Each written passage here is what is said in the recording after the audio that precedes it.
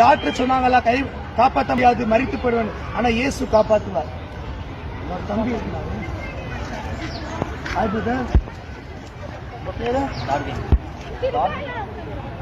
அப்பதான் பாத்துட்டு இருந்தீங்க. கிறிஸ்டியன் சரி, உங்களுக்காக சொல்லிக்கிட்டோமா? நான் அந்த பார்க்ல தேவனோட வார்த்தையை பத்தி சில காரியங்கள் பேசி கொண்டிருந்தேன். அப்போ கொஞ்ச நேரமா ஒரு தம்பி என்னையே பார்த்து கொண்டு இருந்தாரு.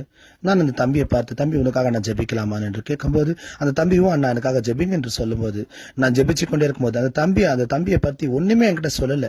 வெறும் ஜெபிக்கலாமான்னு கேட்டுதான் நான் ஜெபிக்க ஸ்டார்ட் பண்ணேன். அதுக்கப்புறம் அந்த தம்பியை பத்தி அநேக வார்த்தை என் வாயிலிருந்து கர்த்தரோட வார்த்தை புறப்பட்டு வந்தது. அந்த தம்பிக்கு ரொம்ப ஷாக்கா இருந்துச்சு. குடும்பத்துல பத்தி கர்த்தர் வெளிப்படுத்தினார், தம்பியை பத்தி கர்த்தர் வெளிப்படுத்தினார், அவங்க தங்கச்சியை பத்தி கர்த்தர் வெளிப்படுத்தினார். அந்த தம்பிக்கு ரொம்ப சந்தோஷமா இருந்து கர்த்தர் அற்புதம் செஞ்சார். இந்த பிரசங்கம் பண்ணிருக்கும் போது தம்பி வந்து பாத்துட்டு இருந்தாரு. தம்பி பேர் டார்வின் சொன்னாரு. தம்பி பாத்துட்டு இருந்தாரு. சரி, அப்படியே எனக்கு ஆவியானவர் உணர்த்தி தம்பிக்காக ஜெபிக்கலான்னு வந்தேன். தம்பி சொன்னாரு, ஏசப்பா தான் உங்களை அனுப்பிக்கிறாரு நினைக்கிறேன்னு என்ன பார்த்து சொன்னாரு. நானும் சொன்னேன், ஆமாப்பா ஏசப்பா தான் கண்டிப்பா அனுப்பியிருக்கிறாருன்னு. அவர் உங்ககிட்ட ஒரு சாட்சி சொல்ல காத்து கொண்டிருக்கிறார். நான் வந்துட்டு காவல் பேஸ் சென்றாலன்னு வரேன். நான் வந்துட்டு ரொம்ப ஒரு கஷ்டத்துல வந்தேங்க.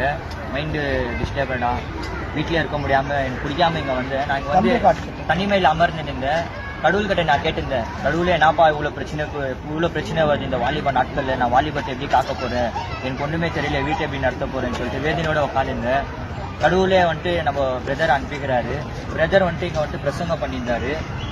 ஒரு வீடியோ எடுத்துட்டு இருந்தாரு. நான் வந்து பார்த்தேன் பிரதர் கேட்டாங்க எனக்காக ஜெபிக்கிறேன்னு சொன்னாரு. சரி பிரதர்னு ஜெபிச்சு, இப்போ நான் இங்க உட்காந்து வேதனைப்பட்ட இந்த காரியெல்லாம் வெளிப்படையா சொல்லி அவரு ஜெபிச்சாரு. எங்க வீட்டுல கூட வந்துட்டு கஷ்டம் இருந்தது, அதெல்லாம் சொல்லி ஜெபிச்சாரு. வாலிப நாட்கள்ல இவ்வளவு நான் இதுவா இருக்கிறேன்னா அது கடவுள் காரணம். இப்போ பிரதர் மூலியமா வந்துட்டு கடவுள் எனக்கு உணர்த்தினாரு. பிரதர் வந்துட்டு நான் வந்துட்டு பாவத்துல இருந்து மீட்டு எடுத்துவேன்.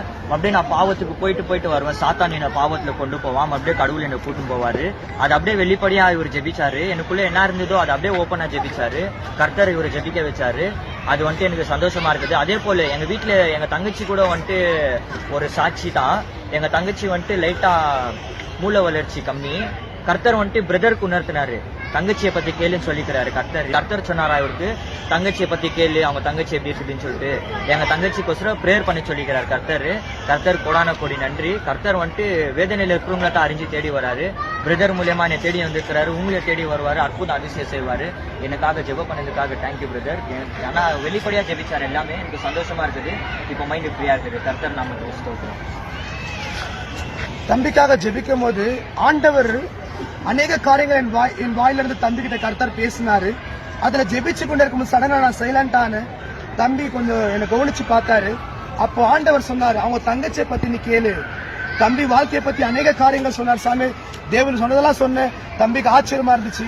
அப்புறம் தங்கச்சி பத்தி கேட்கும் போது தம்பி சொன்னார், என் தங்கச்சிக்கு நல்லா தான் இருந்துச்சு என் தங்கச்சி, ஆனா சடனா தங்கச்சிக்கு ஒரு ப்ராப்ளம் இருக்குதுன்னு சொன்ன உடனே எனக்கு மிகவும் வருத்தமாச்சு.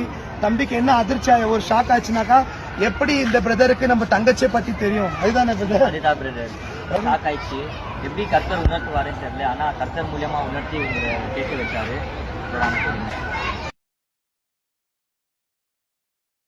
கரெக்டா நியூ இயர் அன்னைக்கு நிறைய பேர் இந்த வருஷத்துல நம்ம இப்படி இருக்கலாம், அப்படி இருக்கலாம், இந்த சேஞ்சஸை கொண்டு வரலாம், அந்த சேஞ்சஸை கொண்டு வரலாம், நம்ம வாழ்க்கையில் இந்த பழக்கத்தை விட்டுடலாம், அந்த பழக்கத்தை விட்டுடலாம். சில பேரு ஏதாச்சும் இயேசுவை அறிந்த நிறைய பேர் என்ன பண்றாங்கன்னாக்கா, ஓ இத்தனை கர்த்தருக்கு பிடிக்காத பாவங்கள் செஞ்சு கொண்டு இருக்கிறோம், இந்த பாவங்களை நியூ இயர்ல இருந்து இந்த பாவங்களை விட்டு கர்த்தருக்காக வாழலான்னு முடிவெடுப்பாங்க. ஆனா அவங்களால முடியாது. இந்த 2025 வருஷத்துல இயேசுக்காக வாழலாம் நீ உன் மைண்ட்ல இருந்துச்சா? போன வருஷம் நீ கர்த்தருக்கு பிடிக்காத அநேக காரியங்கள் செஞ்சிருக்கலாம், ஆண்டவருக்கு பிடிக்காத மாதிரி நீ வாழ்ந்திருக்கலாம், ஏசப்பாக்கு சித்தமில்லாத காரியங்கள் அநேக நீ செஞ்சிருக்கலாம். ஆனா உன் மைண்ட்ல ஒரு தாட் வந்துச்சா, இந்த வரப்போகிற 2025 வருஷத்துல இயேசுக்காக உண்மையா வாழலான்ட்டு ஏதாச்சும் உனக்கு ஒரு தாட் அந்த மாதிரி வந்துச்சா? அப்படி அந்த யோசனை உனக்கு வந்தாலே சரி, அது கர்த்தர் உனக்கு கொடுத்துக்கிற யோசனை தான். அதனால நீ என்ன பண்ணணும்னாக்கா, இந்த 2025 வருஷத்துல நீ யோசிச்ச பத்தியா, ஆண்டவருக்காக ஏசப்பாக்காக நம்ம ஏதாச்சும் ஒண்ணு பண்ணலாம், நீ என்ன மைண்ட்ல வச்சியோ அதை நீ பண்ணி காட்டணும், அதை செயல்படுத்தி காட்டணும். இப்போ இன்னைக்கு டேட்னா, இன்னைக்கு டேட் வந்து 12. இந்த 12ஆம் தேதி இப்பவே நீ முடிவெடு. இந்த 2025ஆம் வருடத்துல முதல் மாதத்துல 12ஆம் தேதியில நீ முடிவெடுத்தது செய்யாம இருக்கலாம். ஆனா வேணாம், இயேசுக்காக வாழலாம் வாங்க, இயேசுக்காக நிக்கலாம் வாங்க, இயேசுக்காக பேசலாம் வாங்க, இயேசுக்காக ஏதாச்சும் நம்ம அவருக்காக செய்யலாம் வாங்க, இயேசுக்காக சாக்ரிஃபைஸ் பண்ணலாம் வாங்க. ஆனா நீங்க அவருக்காக நின்னாக்கா அவர் உங்களுக்காக என்ன மாதிரி அற்புதமான காரியங்களை செய்வார் தெரியுமா? ஏசப்பாவை மட்டும் நம்பி வந்துட்டீங்கன்னாக்கா பலவிதமான அற்புதங்களை கர்த்தர் செய்ய காத்து கொண்டிருக்கிறார். வாங்க ட்ரை பண்ணி பாருங்க. ஏசப்பா உன் வாழ்க்கையில செய்யற பெரிய பெரிய அற்புதத்தை பார்க்க ரெடியா இருக்கிறியா? வா. நானு செத்திருந்தா எப்பயோ செத்து இருக்கணும், நான் மரித்து போய் பல வருடம் இருக்கும். இந்த செகண்ட் நான் உயிரோடு பலனோடு ஆரோக்கியத்தோடு இங்க நின்று கொண்டிருக்கிறேன்னா அது இயேசுவோட சுத்த கிருபைதான். இயேசுவோட நாமத்தினால நாங்க உயிரோடு நின்று கொண்டிருக்கிறேன். அநேக முறை ஆபத்துகள்னால அநேக முறை பிசாசனை சாகடிச்சு போட்டுலாம் பிளான் பண்ணலாம். ஏன்னா பிசாசுக்கு நல்லா தெரியும், இவனை விட்டனா இவன் கர்த்தருக்காக உண்மையா வாழ்ந்து அநேக ஆத்துமாக்களை பரலோக ராஜ்யத்துக்கு சேர்க்க ரெடியா இருப்பான்னு சொல்லிட்டு அநேக அவன் போராட்டங்களை கொண்டு வந்தான். அநேக முறை ஜீவனை காப்பாத்தி இந்த செகண்ட் வரைக்கும் என்ன உயிரோட வச்சிருக்கிறவர் இயேசு. என்னை பத்தி சாட்சி சொல்லணும்னாக்கா அது சொல்லிக்கொண்டே போகலாம். ஆண்டவர் என்னை எப்படி காப்பாத்தி கொண்டு அவரோட திட்டத்துக்கு கொண்டு வந்தார் என்று அந்த சாட்சி சொல்லணும்னாக்கா அது ஏராளமா இருக்கு சாட்சி. ஒண்ணு மட்டும் எனக்கு தெரியும், இந்த உலகத்துல இயேசுவால முடியாத காரியம் ஒன்று இல்லைங்க. ஒருத்தர் சொல்றாரு ஏசப்பாவால உடம்புக்குள்ள இருக்கிற பார்ட்ஸுக்கு ஏதாச்சும் ப்ராப்ளம் வந்துச்சுனாக்கா ஏசப்பாவால சரி பண்ண முடியாதுன்ட்டு ஒரு ஊழியக்கார் சொல்றாரு. அதுவும் சபையில சொல்றாரு. அது எவ்வளவு பேர் தப்பு தெரியுங்களா? அந்த வார்த்தையை கேட்டோட எனக்கு மனசு ரொம்ப துக்கமாயிடுச்சு.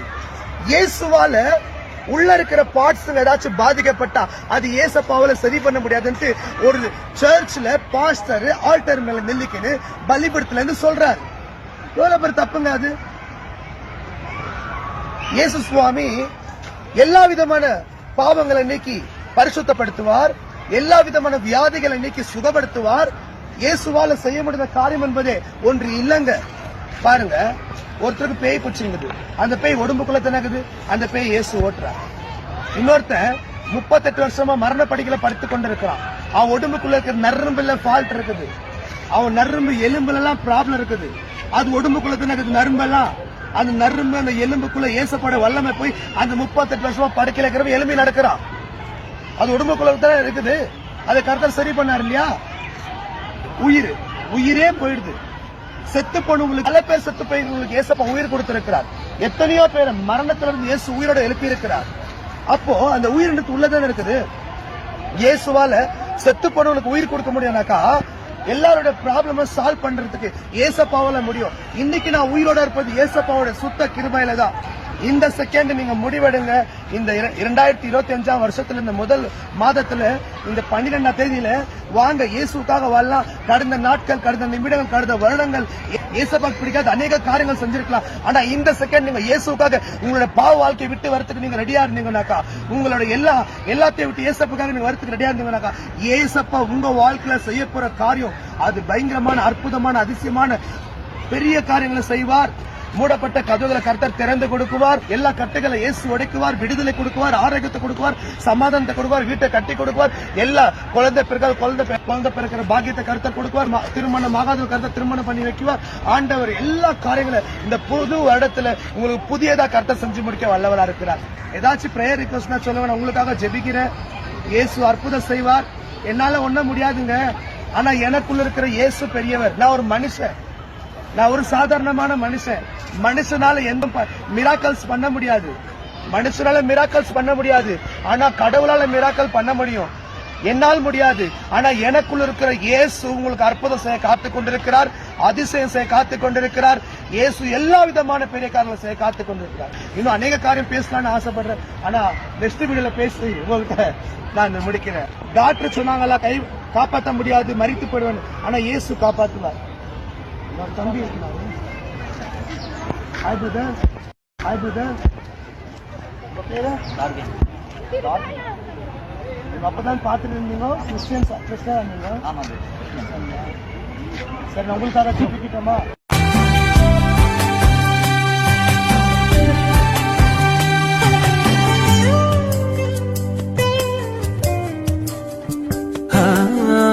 தோல்வியின் ஆழங்களில் மூழ்கி போனவன் நான், வாழ்ந்திடும் நோக்கம் தன்னை இழந்து போனவன் நான். தோல்வியின் ஆழங்களில் மூழ்கி போனவன் நான், வாழ்ந்திடும் நோக்கம் தன்னை இழந்து போனவன் நான். அற்பமான என்னை அற்புதமாய் மாற்றி அற்புதங்கள் செய்ய வைத்தவரே, எனக்கா இத்தனை கிருபை. இந்த பிரசங்கம் பண்ணிருக்கும் போது தம்பி வந்து பாத்துட்டு இருந்தாரு. தம்பி பேரு டார்வின் சொன்னாரு. தம்பி பாத்துட்டு இருந்தாரு. சரி, அப்படியே எனக்கு ஆவியானவர் உணர்த்தி தம்பிக்காக ஜெபிக்கலான்னு வந்தேன். தம்பி சொன்னாரு, ஏசப்பா தான் உங்களை அனுப்பிக்கிறாருன்னு நினைக்கிறேன்னு என்ன பார்த்து சொன்னாரு. நானும் சொன்னேன், ஆமாப்பா ஏசப்பா தான் கண்டிப்பா அனுப்பியிருக்கிறாருன்னு. அவர் உங்ககிட்ட ஒரு சாட்சி சொல்ல காத்து கொண்டிருக்கிறார். நான் வந்துட்டு காவல் பேஸ் சந்திராலன்னு வரேன். நான் வந்துட்டு ரொம்ப ஒரு கஷ்டத்துல வந்தேங்க. மைண்டு டிஸ்டர்படா, வீட்லயே இருக்க முடியாம எனக்கு பிடிக்காம இங்க வந்தேன். நான் இங்க வந்து தனிமையில் அமர்ந்து நின்றேன். கடவுள்கிட்ட நான் கேட்டிருந்தேன், கடவுளே என்னப்பா இவ்வளவு பிரச்சனை வருது இந்த வாலிப நாட்கள்ல, நான் வாலிபத்தை எப்படி காக்க போறேன், எனக்கு ஒண்ணுமே தெரியல, வீட்டை எப்படி நடத்த போறேன்னு சொல்லிட்டு வேதனையோட உட்காந்துருந்தேன். கடவுளே வந்துட்டு நம்ம பிரதர் அனுப்பிக்கிறாரு. பிரதர் வந்துட்டு இங்க வந்துட்டு பிரசங்கம் பண்ணியிருந்தாரு. ஒரு வீடியோ எடுத்துட்டு இருந்தாரு. நான் வந்து பார்த்தேன் பிரதர் கேட்டாங்க, ஏன் கிறிஸ்டியனா நீங்களும் வந்து? ஆமா நானும் கிறிஸ்டியன் பிரதர், எனக்காக ஜெபிக்கிறேன்னு சொன்னாரு. சரி பிரதர்னு ஜெபிச்சு, இப்போ நான் இங்க உட்காந்து வேதனைப்பட்ட இந்த காரியெல்லாம் வெளிப்படையா சொல்லி அவரு ஜெபிச்சாரு. எங்க வீட்டுல கூட வந்துட்டு கஷ்டம் இருந்தது, அதெல்லாம் சொல்லி ஜெபிச்சாரு. வாலிப நாட்கள்ல இவ்வளவு நான் இதுவா இருக்கிறேன்னா அது கடவுள் காரணம். இப்போ பிரதர் மூலியமா வந்துட்டு கடவுள் எனக்கு உணர்த்தினாரு. பிரதர் வந்துட்டு நான் வந்துட்டு பாவத்துல இருந்து மீட்டை எடுத்துவேன், அப்படியே நான் பாவத்துக்கு போயிட்டு வருவேன். சாத்தான் என்னை பாவத்துல கொண்டு போவான், அப்படியே கடவுள் என்னை கூட்டின்னு போவாரு. அது அப்படியே வெளிப்படையா இவர் ஜெபிச்சாரு. எனக்குள்ள என்ன இருந்ததோ அது அப்படியே ஓப்பனா ஜெபிச்சாரு. கர்த்தர் இவரை ஜெபிக்க வச்சாரு. அது வந்துட்டு எனக்கு சந்தோஷமா இருக்குது. அதே போல எங்க வீட்டுல எங்க தங்கச்சி கூட வந்துட்டு ஒரு சாட்சி தான். எங்க தங்கச்சி வந்துட்டு லைட்டா மூளை வளர்ச்சி கம்மி. கர்த்தர் வந்துட்டு பிரதருக்கு உணர்த்தினாரு, தங்கச்சியை பத்தி கேளுன்னு சொல்லிக்கிறாரு. கர்த்தர் சொன்னாரா இவருக்கு, தங்கச்சியை பத்தி கேளு, அவங்க தங்கச்சி எப்படி இருக்குதுன்னு சொல்லிட்டு எங்க தங்கச்சிக்கோசரம் பிரேயர் பண்ணி சொல்லிக்கிறாரு கர்த்தர் கோடான கோடி நன்றி. கர்த்தர் வந்துட்டு வேதனையில இருக்கிறவங்கள தான் அறிஞ்சு தேடி வராரு. பிரதர் மூலியமா என்னை தேடி வந்திருக்கிறாரு, உங்களை தேடி வருவாரு, அற்புதம் அதிசயம் செய்வாரு.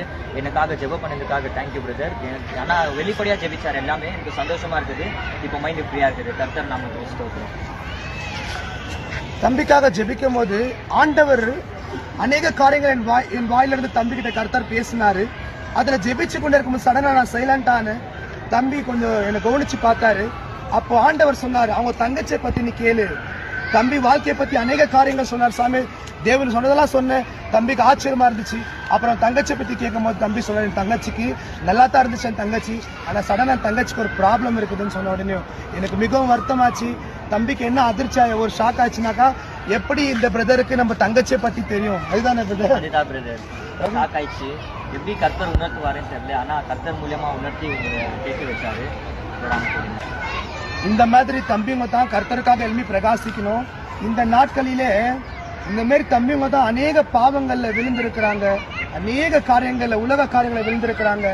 ஆனா இந்த மாதிரி தம்பிங்க தான் ஏசப்பாக நான் எழுப்பி பிரகாசிக்கணும், கர்த்தருடைய நாம மகிமைக்காக எழுப்பி பிரகாசிக்கணும். தம்பி இந்த வயசுல நீ கர்த்தருக்காக வந்தினாக்கா உன் மூலியமா கர்த்தர் நிறைய காரியங்களை செய்வாரு. இப்போ ஆண்டவர் உலகத்துல வாழும்போது யாருமே நீ பாவி என்று குத்தி காட்டல. பாவிகள் பக்கத்துல வந்தா கூட நீ பாவம் செஞ்சுட்டு வந்து குத்தி காட்டல. அவர் கூட்ட நிக்கும் போது அவர் வார்த்தை கேட்கும் போது அவங்க பாவத்தை அவங்களே விட்டுடுவாங்க. இப்ப நான் கூட உன் பாவத்தை தான் குத்தி காட்டினா இல்ல, நீ செய்கிற காரியம் யாருக்கு தெரியும்? கர்த்தருக்கு தெரியும். என் வாயில வர வார்த்தை கேட்டு உனக்கு ஒன்று விசுவாசி இருப்ப, இனி வாழ்ந்தா கர்த்தருக்காக வாழலாம். அதுதான் Right. ஆ அந்த நம்பர் நம்பர் இருக்கு